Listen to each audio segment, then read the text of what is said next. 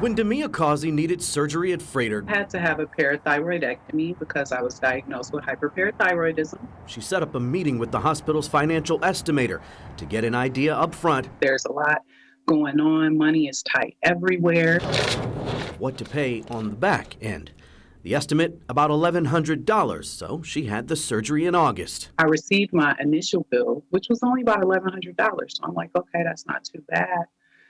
Then come December, beginning of January, I received an adjusted bill.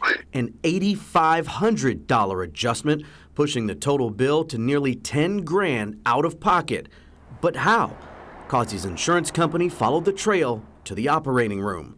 That's where Dr. Tracy Wang performed the procedure, but there was another doctor in the room. What role did they play in the surgery? From my understanding, they played no role. The way the insurance described it to me, this person did not complete my surgery. And this second doctor was not covered by Causey's insurance. The way that it was told to me through my insurance is sometimes what doctors do, they'll ask other doctors if they want to come assist or watch a surgery. A lot of times that person will submit a bill even though they had no part to do in your surgery. So what ends up happening is sometimes insurance companies don't catch it and they pay it. But in my case, they caught it and they didn't pay it, so it bounced back to me. Causey shared the scenario on Facebook, and her post caught the attention of Freighter officials, and they reached out to reconcile. So we reached out to them.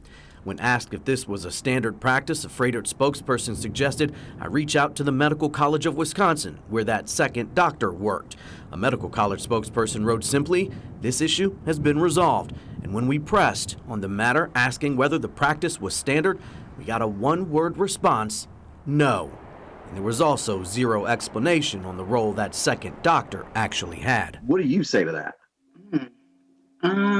What I say to that is I would hope that it wouldn't be a common practice. Unfortunately, there are a lot of businesses who will take advantage, and we know that healthcare in our country is a business first.